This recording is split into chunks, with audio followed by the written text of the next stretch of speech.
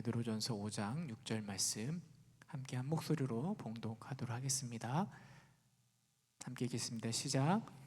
그러므로 하나님의 능하신 손 아래서 겸손하라. 때가 되면 너희를 높이시리라. 아멘. 오늘도 이렇게 기도의 자리로 오신 여러분들을 주님의 이름으로 축복하고 환영합니다. 여러분, 우리는요 이번 은혜로 기도회를 통하여서요 성도의 교제에 대해서 함께 나누고 묵상하고자 합니다. 여러분, 하나님께서는요 우리를 성도의 교제가 풍성한 교회로 불러주셨습니다. 그리고 이렇게 함께 모여서 기도하면서요 더 깊은 교제, 더 깊은 성도의 교제를 추구하고 있는 것입니다. 여러분, 이번 기도회를 통하여서 우리의 성도의 교제의 깊이가 더 깊어질 수 있기를 주님의 이름으로 축원합니다. 성경에서는요 곳곳에서 우리 교회가 바로 몸이다, 한 몸이다 라고 이야기하고 있습니다. 부평 동부 교회인 여러분들이 물론 서로 다 달라붙어 있는 것은 아니지만 믿음 안에서 한 몸이다 라고 이렇게 말하고 있습니다. 여러분, 우리가 한 몸이라는 것은요 우리 몸 안에 손이 있고 다리 있고 눈, 코, 입이 각각의 기능을 하지만 그것들이 서로 잘 어울릴 때 한 몸을 이루는 것처럼 여러분, 우리 부평 교회에도요 다양한 우리 지체들이 존재합니다. 어떤 분들은 찬양대로, 또 교사로, 봉사하는 일로, 전도하는 일로 몸된 교회에서 한 지체가 되어 그것을 섬기게 되는 것이고요. 그리고 그 지체들이 잘 연합하여 서로 교제하여 한 몸을 이루는 것이 바로 우리 교회입니다. 물론 우리는 머리 대신 예수 그리스도도 기억해야 될 것입니다. 그렇다면 여러분, 우리가 이렇게 한 몸을 이룬다고 할 때요 우리는 서로 전혀 다른 사람들이잖아요. 그렇다면 우리가 어떻게 교제하며 또 우리의 관계가 어떻게 만들어져 가야 할까요? 자, 지난달에 은혜로 기도회 때요 안식에 대해서 이야기하면서 예수님과 함께 멍에를 배우고 예수님과 함께 나아갈 때 우리는 안식을 누릴 수 있겠다라고 말씀드렸습니다. 특별히 예수님의 겸손과 예수님의 온유를 배울 때 우리는 안식할 수 있다라고 말씀드렸는데 혹시 기억하실까요? 기억하시나요? 네, 감사합니다. 네, 오늘은요 그 예수님께서 말씀하신 겸손과 온유 중에 겸손에 대해서 함께 생각해 보고자 합니다. 특별히 우리의 교제 속에서, 성도의 교제, 우리의 교회 안에서의 관계 속에서 이 겸손이라는 것이 어떻게 작용하고 있는지를 우리 함께 나누면서요 은혜를 누리고자 합니다. 여러분, 죄로 오염된 인간의 본성은요 결코 겸손하지 않습니다. 어떻게 해서든지 자신을 드러내려 하고요 인정받고 싶고 높아지고자 하는 교만한 자들입니다. 선악과를 따먹은 아담과 하와의 모습을 통해서, 그래서 하나님처럼 되고 싶은 그들의 모습을 통해서요 오늘 우리의 모습이 얼마나 교만한지를 알 수 있습니다. 이런 우리를 향해서 하나님은, 성경은 계속해서 말하고 있는 것입니다. 늘 겸손하라. 겸손은 하나님을 섬기는 자들의 미덕인 것입니다. 여러분, 하나님만 겸손하라라고 말씀하신 건 아니더라고요. 제가 유튜브에 겸손이라 치니까요 무슨 여러 목사님의 겸손하라라는 설교도 많이 뜨는데요 보니까 법륜 스님의 겸손하라도 뜨더라고요. 또 공자의 겸손, 또 배우였던 로버트 드니로의 겸손하라, 정의란 무엇인가의 저자 마이클 샌델의 겸손이란 무엇인가, 이런 것들도 다 뜨더라고요. 여러분, 세상 사람들도요 교만하면 안 된다라고 생각하고 있습니다. 겸손해야 된다라고 세상 사람들도 말하고 있습니다. 그런데요 세상 사람들의 겸손은요 관계를 더 원활하게 하려고, 우리의 삶을 풍요롭고 또 성장으로 이끌기 위하여서 겸손해야 된다라고 말하고 있습니다. 그러나 결론적으로 그들의 겸손을 추구함은요 보다 더 내가 더 나은 사람, 내가 좀 더 훌륭한 사람, 내가 더 도덕적인 사람을 증명하려는 측면에서 겸손을 추구하고 있는 것은 아닌가 생각되어집니다.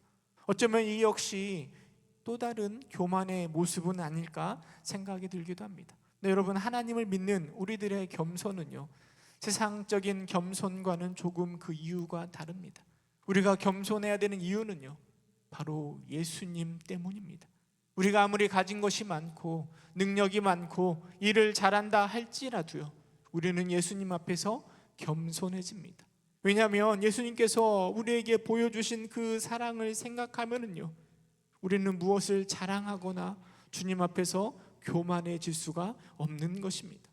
더군다나 우리의 죄성, 우리의 연약함을 그리스도를 통하여서 인식하는 순간 우리는 그냥 자연스럽게 겸손해지는 거죠. 예레미야서 17장 9절에 이렇게 이야기합니다. 만물보다 거짓되고 심히 부패한 것은 우리의 마음이래요.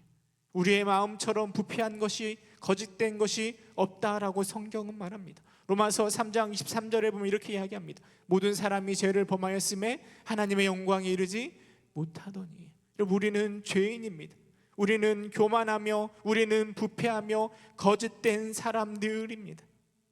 우리의 연약함, 우리의 죄성을 우리가 인식하는 순간 우리가 잘났는데 겸손해야 되니까 아닌 척 하는 게 아니라요, 우리는 그냥 아무것도 할 수 없음을 깨닫게 되고 자연스럽게 겸손해지는 거죠. 내가 누구인지를 분명하게 파악함으로 우리는 자연히 겸손해지는 것입니다. 우리가 살아가는 것은 우리의 능력이 아니라 하나님의 은혜 때문입니다. 하나님의 사랑 때문에 우리가 살아가기에 우리는 그 사랑 앞에서 겸손해지는 것입니다. 또한 우리는 예수님의 제자이잖아요. 우리는 예수님을 닮아가려고 노력하는 자들입니다. 예수님과 함께 멍에를 메고 그 겸손을 배우는 자들이기 때문에 우리는 끊임없이 그 겸손을 추구하고 있는 것입니다. 그래서 여러분, 하나님을 섬기는 우리는 겸손해야 됩니다. 오늘 본문에 5장 6절 이렇게, 베드로전서 5장 6절 이렇게 이야기합니다. 그러므로 하나님의 능하신 손 아래서 겸손하라. 때가 되면 너희를 높이시리라 라고 이야기합니다. 여러분, 그러므로 라는 접속사는요, 그 6절 앞에 있는 앞의 내용들을 결론을 이끌면서 권면하고 있다라고 생각할 수 있습니다. 그 앞절의 내용들을 쭉 살펴보면은요, 장로가 되든 무엇이 되든 교회 안에서 또 양을 섬기든 베드로는 이렇게 이야기합니다. 하나님은 겸손한 자들에게 은혜를 주신다라고 말씀하였고요, 결론적으로 하나님의 능하신 손 아래서 겸손하라라고 말하고 있는 것입니다. 하나님의 능하신 손 아래서라는 것은 무엇을 말하는 걸까요? 예수님이요, 십자가에서 마지막 때 돌아가실 때 자신의 생명을 아버지 손에 위탁한다라고 말씀하셨습니다. 그때의 손의 의미는 바로 하나님의 권한 앞에 자신의 생명을 맡긴다라는 것이죠. 하나님의 능하신 손 아래 역시 의미도 마찬가지입니다. 하나님의 전능하신 능력, 그 통치 아래서 겸손하라는 것이죠. 그리고 때가 되면 그 손 아래서 겸손한 자를 높이시겠다라고 말씀하시는 것입니다. 그래서 오늘 또 우리는 겸손하게 살아가려고 노력하고 있습니다. 여러분, 어떻게 살아가는 것이 겸손하게 살아가는 것인지 우리는 생각해 봐야 됩니다. 흔히들 하나님을 믿는 사람들은요, 겸손하는 것은 무조건 자기를 비하하는 것으로 생각하고 있습니다. 우리 예수님께서 죽기까지 복종하셨던 것처럼 우리도 무조건 자기를 비하하는 것이 겸손이라고 생각합니다. 물론 우리는 소망이 없는 연약한 존재라는 것을 알기에 그렇게 늘 비하하며 겸손해집니다. 그러나 그 겸손이 단순히 자존감이 아주 낮아진 것을 말하지는 않습니다. 내가 이룬 결과, 성과를 무조건 감추는 것이 우리는 겸손을 의미한다라고 말할 수 없습니다. 또 어떤 분들은요, 겸손함으로 자기 자신을 이렇게 좀 방어하려고 하는 분들도 있습니다. 교회에서 어떤 일을 함께 하자고 하면 늘 이렇게 대답합니다. 제가요? 제가 그 일을 감당할 수 있을까요? 저 그렇게 할 수가 없는데요. 저는 못해요. 무조건 빼는 분들도 있습니다. 여러분, 그래서 생겨난 게 모태신앙 아닙니까? 아무것도 못해서 모태신앙. 네, 여러분, 겸손이라는 것이요, 나는 아무것도 못해요, 낮은 자존감 때문에 아무것도 안 하는 것을 우리는 겸손이라고 말하지 않습니다. 또는 하기 싫어서 마땅히 해야 할 것조차도 하지 않고 가만히 있는 것을 우리는 겸손이라고 말할 수 없습니다. 여러분, 우리가 연약한다라는 것을 분명히 인식하는 것은요, 분명한 겸손의 시작일 것입니다. 그러나 우리는 분명히 또 기억해야 될 것이 있습니다. 그렇게 연약한 존재이지만 예수 그리스도의 보혈의 능력으로 우리는 새 사람 된 존재라는 것입니다. 고린도 후서 5장 17절 이렇게 이야기합니다. 그런즉 누구든지 그리스도 안에 있으면 새로운 피조물이라. 이전 것은 지나갔으니 보라 새 것이 되었도다. 늘 죄가 가득하고 아무것도 아니었던 우리들이요 그리스도의 보혈의 능력으로 새로운 피조물이 되었다라는 것을 믿고 있는 게 바로 우리의 복음 아니겠습니까? 이 복음으로 인해서 우리의 신분이 완전히 변화되었습니다. 예수 그리스도의 보혈로 새 사람 된 우리는 이제 아무것도 아닌 존재가 아닌 거죠. 우리는 새로운 피조물이며 하나님의 자녀이고 천국의 백성입니다. 베드로는 우리를 향하여 이렇게 이야기합니다. 너희는 택하신 족속이요 왕같은 제사장이며 거룩한 나라이고 소유된 백성이다 라고 이야기하고 있습니다. 하나님의 자녀인 우리가, 천국의 백성인 우리가 어떻게 아무것도 아니라고 말할 수 있겠습니까? 여러분, 오히려 우리는요 예수님의 핏값으로 산 너무나 귀한 존재라는 것입니다. 이게 바로 우리의 자랑거리이고 우리의 자존감을 높여주는 것입니다. 그래서 믿는 자의 겸손은요 자기 비하에서 끝나는 것이 아니라 새롭게 된 피조물로 분명한 자존감을 가지는 것입니다. 그래서 우리는 우리의 존재에 대해서, 우리의 구원에 대해서 하나님께 감사하고 영광을 돌릴 뿐만 아니라 세상 속에서 당당해야 되고요 사단 앞에서 담대해야 됩니다. 저는 이것이 바로 겸손이라고 생각되어집니다. 또한 겸손은요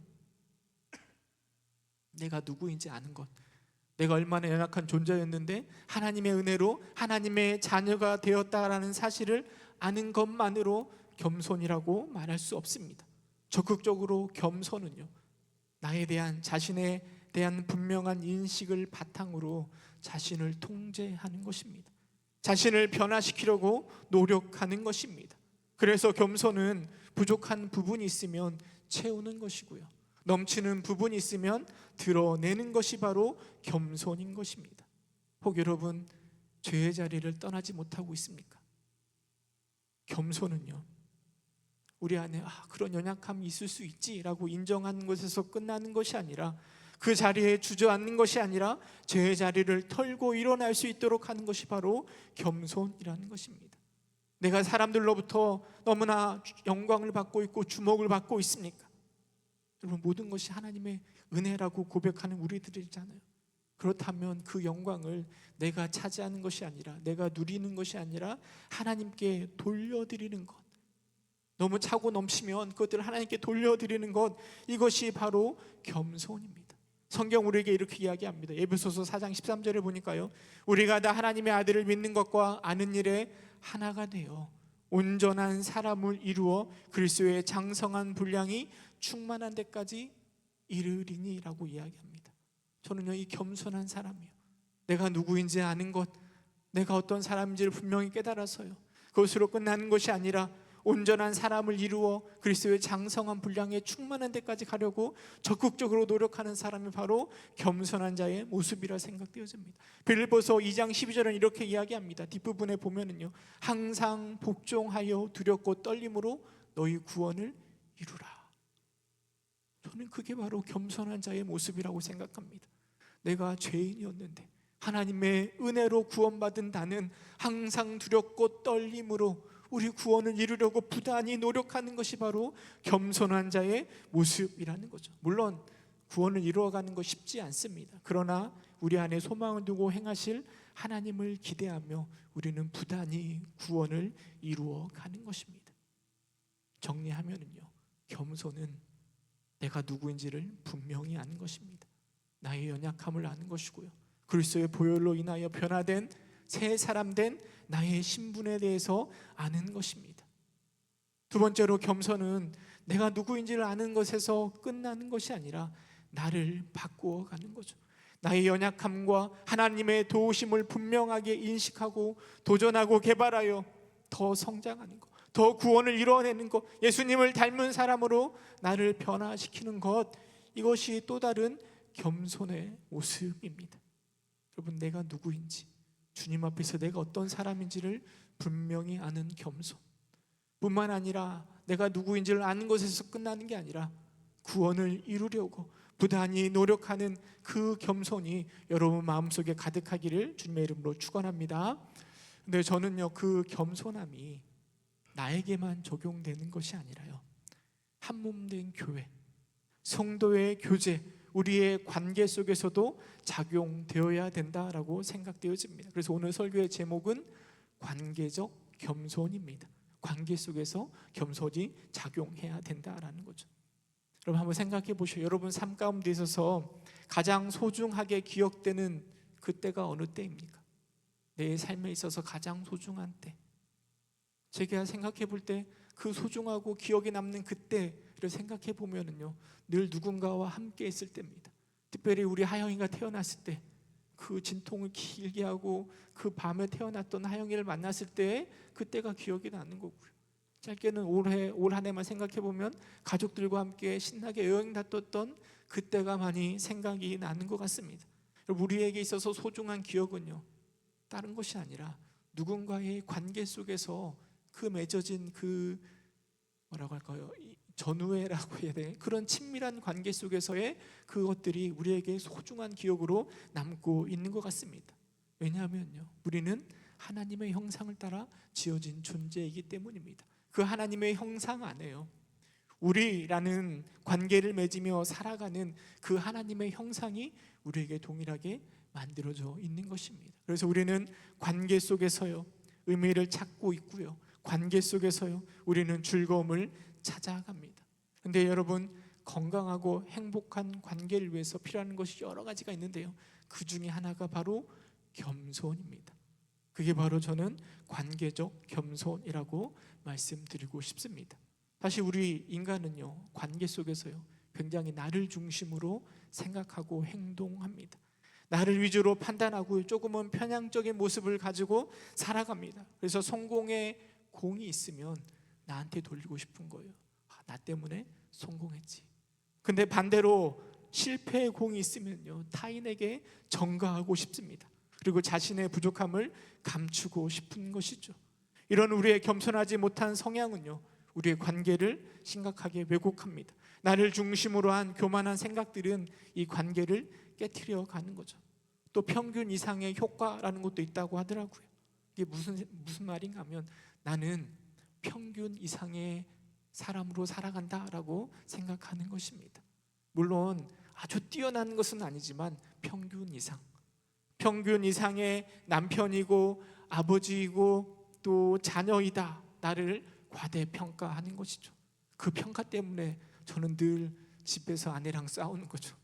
아내는 왜 이렇게밖에 못하는데 저는 항상 얘기하는, 나는 그래도 평균 이상은 해, 평균 이상은 한다니까, 이렇게 이야기하다가 늘 그거밖에 못하면서 평균 이상 한다고 이렇게 늘 싸우고 있는 것은 아닌가 생각되어집니다.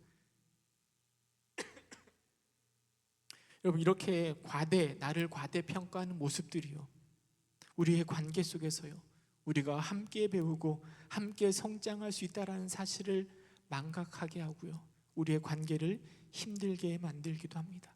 그런데 우리 안에 관계에 있어서 겸손이 있으면요, 우리의 관계는요, 더욱더 친밀해지고 의미 있게 만들어 가는 것입니다.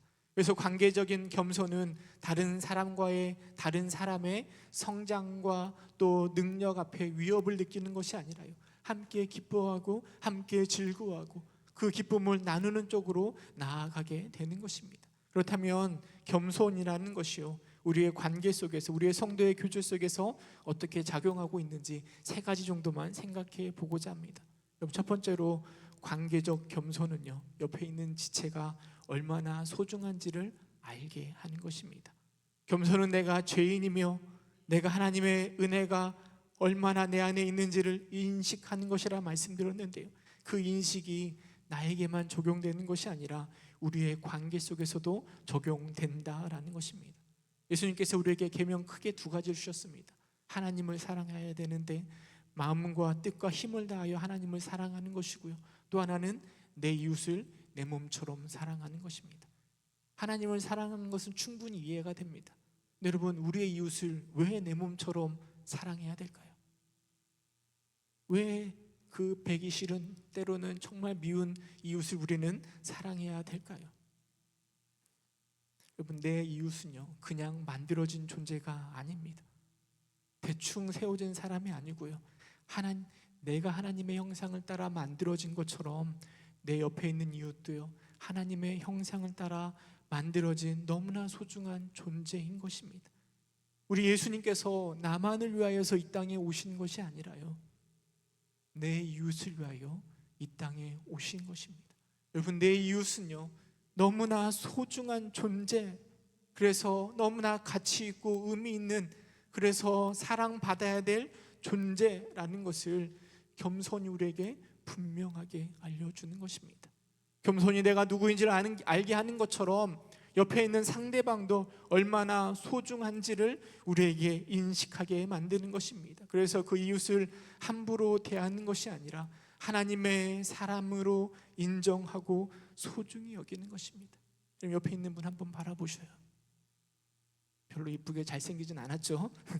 그러나 하나님의 형상을 따라 만들어진 너무나 특별한 존재라는 것입니다. 옆에 있는 분에게 말씀해 주세요. 당신은 아주 특별합니다. 쑥스럽죠? 네, 아주 특별합니다. 여러분, 이처럼 여러분 겸손은요 내가 하나님 앞에서 누구인지를 알게 하는 것처럼 우리의 관계 속에서 내 이웃이 얼마나 소중한 존재인지를 알게 해주는 것입니다. 때로는 우리의 이웃도요 내가 죄를 짓고 실수하는 것처럼 넘어지기도 하고 죄를 짓기도 합니다. 그럴 때 우리는요 그 이웃을 비난하고 싶고 관계를 끊어버리고 싶을 때도 있습니다. 그런데 뿐만 아니라요, 이렇게 실수하는 나를 하나님이 사랑하시고 자녀 삼아 주신 것처럼 내 이웃도 그렇게 사랑하시고 하나님의 백성으로, 하나님의 자녀로 삼으셨다라는 것을 관계적 겸손은 우리에게 알게 해준다라는 거죠. 그래서 관계적 겸손은요 서로에게 날카롭게 대하지 않게 만듭니다.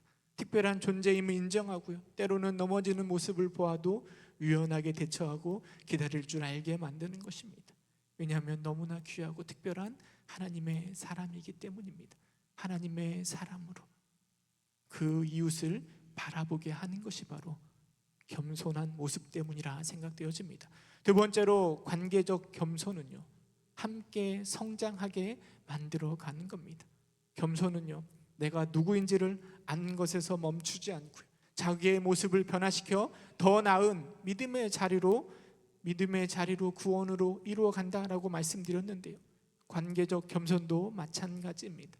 한몸된 교회 공동체는 우리의 연약함을 알고 우리의 특별함을 아는 것으로 멈추는 것이 아니라 함께 성장하도록 이끌어 간다라는 것입니다. 에베소서 4장 11절 이렇게 이야기합니다. 그가 어떤 사람은 사도로, 어떤 사람은 선지자로, 어떤 사람은 복음 전하는 자로, 어떤 사람은 교사와 목사와 교사로 삼았으니, 여러분 몸된 교회에 이렇게 다양한 지체들이 있다라고 말하고 있는 것입니다.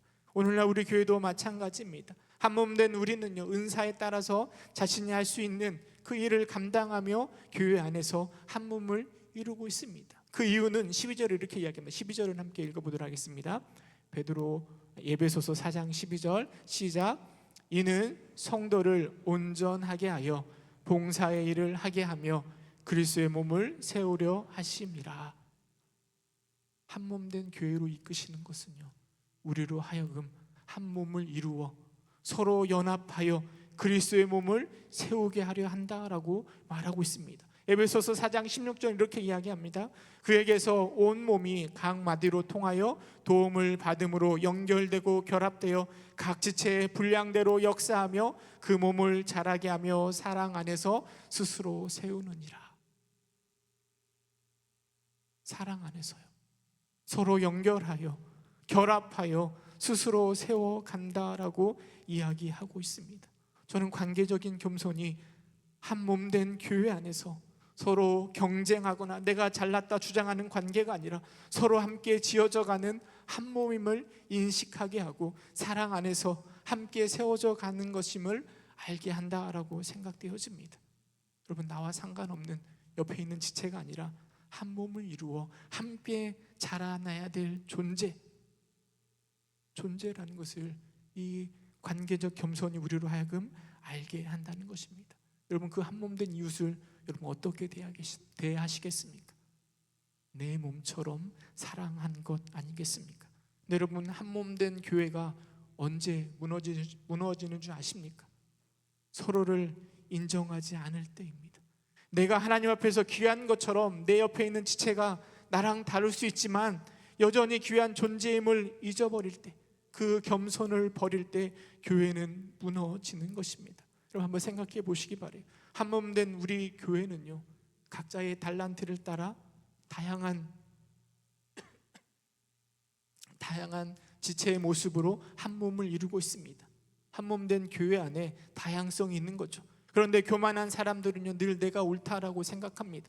그리고 나처럼 하기를 바라는 거죠. 마치 눈이 코를 보고 왜 너는 맨날 냄새만 맡니? 좀 제발 좀 앞 좀 보라라고 이야기한다면 코가 얼마나 마음이 상하고 그게 어떻게 한 몸을 이룰 수 있겠습니까? 교회 안에도 다양한 지체들이 존재하죠. 찬양대로, 교사로, 또 봉사하는 일로, 또 식당에서, 또 주차장에서 다양한 방법으로 지체들이 존재하고요. 그 지체들이 한 몸을 이루는 것입니다. 그런데 어떤 분이요, 내가 찬양을 너무 좋아하는데 모든 성도들이 다 찬양을 좋아해야 된다라고 주장하면서 찬양대를 서야 된다라고만 말한다면 어찌 그 몸이, 한 몸이, 공동체가 잘 설 수 있겠습니까? 신앙의 태도, 신앙의 방편에서도 마찬가지입니다. 여러분 다양한 신앙의 방편들이 존재합니다. 그런데 어떤 분들은 자꾸만 자신의 것만을 강요하며 주장하는 사람들이 있습니다. 여러분 그럴 때 한 몸 된 교회의 모습이 무너지는 것입니다. 겸손한 사람은 관계 속에서의 그 다름을 받아들이는 것입니다. 내가 소중한 만큼 상대도 소중하니까요. 하지만 겸손함이 없으면 내가 옳은 것이고 자꾸 나처럼 하라고 요구할 때, 그때 한 몸이 깨어지는 것입니다. 한 몸 된 교회는 다양성을 가지고 있습니다. 그러나 그 다양성은요, 나를 높이기 위한 다양성이 아니라 함께 결합하여 함께 자라나며 세워지기 위한 것입니다. 겸손은요, 우리의 관계 속에서 그것을 인식하게 하는 것입니다. 함께 성장하는 것을 도모하는 것입니다. 세 번째로 관계적인 겸손은요, 우리의 연약함을 함께 나누는 것입니다. 우리가 믿음 안에서 한 몸을 이루는 공동체이지만 그렇다고 해서요, 우리의 모든 지체가 항상 성령 안에서 뜨겁거나 그 믿음이 항상 건강한 것은 아닙니다. 때로는 영적 침체가 찾아오기도 하고요, 힘든 일로 인하여서 신앙을 떠나기도 하는 것입니다. 누군가의 이 연약함, 영적 침체는요, 한 몸 된 교회 안에서, 관계 안에서 큰 부담이고 어려움으로 다가오는 것입니다. 여러분 혹시 살아보시다가 크게 다치신 적 있으신가요? 혹시 다리가 부러져 보신 적 있으십니까? 제가 중학교 3학년 때요, 철봉에서 멀리 뛰기 하다가 딱 착지를 했는데 다리가 돌아가면서 다리가 부러진 적이 있습니다. 여러분 다리가 부러졌을 때 제가 어떻게 했을까요? 이 다리가 이제 제 역할을 못하네 하고 다리를 확 잘라냈을까요? 그것은 이제 어리석은 사람인 거죠. 병원에 가서 통기부스를 하고 2달 동안 가만히 있었습니다. 다친 건 다리고 잘못한 건 이 다리인데요, 다리는요 통기부스하고 2달 동안 아무것도 하지 않습니다. 대신에 손이 목발을 짚고 다리 역할을 감당하는 거죠. 2달 동안 목발 짚고 다니니까요, 손에 굳은 살이 배기더라고요. 팔이 이렇게 고생을 했지만 결국 다리는 완치되고요, 이제는 다리 역할을 감당해서 제가 이렇게 서 있는 것 아닙니까? 지금 보면 약간 다리가 휘긴 했습니다. 그런데 여전히 그 역할을 감당하는 것 아니겠습니까? 여러분 한 몸 된 교회도 마찬가지입니다. 한 몸을 이루어 움직이다가 어떤 지체가 믿음이 연약해지거나 또는 상황 또 방황하거나 해야 할 일을 감당하지 못하고 다운되기도 합니다. 여러분 그럴 때 어떻게 할까요? 확 도려낼까요? 그 지체를 도려낼까요? 그 지체에게 다가가서 네가 죄를 지어서 그래, 네가 기도하지 않아서 그래, 믿음이 없어서 그래, 그렇게 비난할까요? 여러분 그렇게 하는 게 아니라요, 여러분 관계적인 겸손함을 가진 사람들은요, 그 지체의 연약함을 받아들이는 것입니다. 우리도 그랬잖아요. 우리도 늘 뜨겁지 않잖아요. 우리도 어떤 때는 믿음이 연약해져서 신앙적으로 좌절하기도 하고 방황하기도 하고 도망하기도 했었잖아요. 누구나 그럴 수 있는 것 아니겠습니까? 우리 연약함을 인지한 겸손은요, 한 몸 된 지체의 연약함을 동일하게 공감하고 인지하는 것입니다. 그래서 그것을 방황하는 그 모습을 비난하는 것이 아니라 공감하는 것입니다. 그럴 수도 있죠. 괜찮아요. 지금까지 잘해왔잖아요. 하나님께서 분명히 회복시켜 주실 것이에요 라고 공감하는 것입니다. 그리고 그 아픔을, 그 짐을 함께 나누어 지는 것입니다. 물론 그 방황을 우리는 다 이해할 수는 없습니다. 그러나 회복시킬 하나님을 기대하며 기다리고, 그리고 그 짐을 나누어 지는 것입니다. 마치 다리가 부러지면 팔이 목발을 쥐고 그 일을 감당하는 것처럼.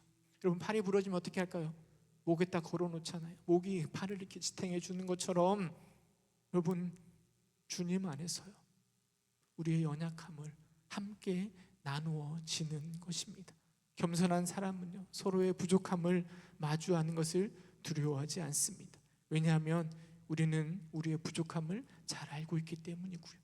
또한 주님과 함께 그 부족함을 넘어서기를 바라고 있기 때문입니다. 예수님께서 십자가를 짊으셨던 것처럼 겸손은 그런 상황에서 몸된 교회를 위하여 함께 짐을 나눠지는 것입니다. 그리고 그 지체가 다시 회복되기를 기다리는 것입니다. 왜냐하면 우리는 주 안에서 한 몸된 공동체이기 때문입니다. 말씀을 맺도록 하겠습니다. 하나님 우리에게 오늘 말씀하십니다. 하나님의 능하신 손 아래서 겸손하라. 때가 되면 높이리라. 오늘도 우리는 그 겸손을 추구합니다.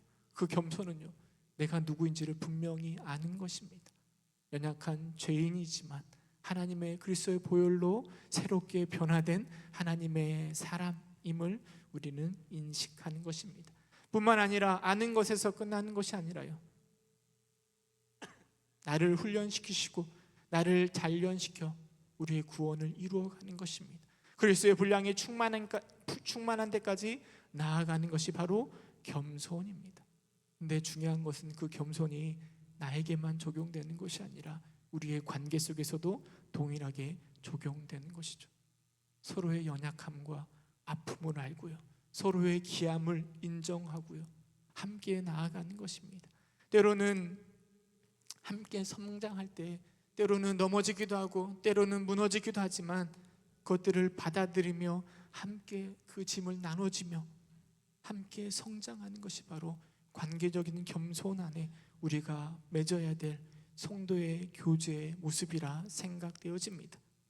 이것이 바로 예수님 우리에게 말씀하신 겸손이고 성도의 교제 속에 나타내야 될 겸손의 모습일 것입니다. 오늘도 이런 겸손함이요, 성도 간의 풍성한 교제 가운데 일어날 수 있기를 주님의 이름으로 축원합니다. 함께 기도하겠습니다. 참 사랑이 많으신 하나님, 우리 안에 주님의 겸손함이 가득할 수 있도록 주님 인도하여 주옵소서. 특별히 우리의 관계 속에 그 겸손함이 가득하여 나만 소중한 것이 아니라 우리의 이웃도 소중한 것을 알게 하여 주시고, 하나님 우리가 함께 연합하여 우리가 함께 힘을 합하여 성장해야 됨을 알게 하여 주시고, 우리의 연약함을 함께 나눠줄 수 있는, 함께 그 연약함을 나누어짐으로 성장할 수 있는 우리 모두가 될 수 있도록 주님께서 인도하여 주옵소서. 예수님의 이름으로 기도드립니다. 아멘. 우리 함께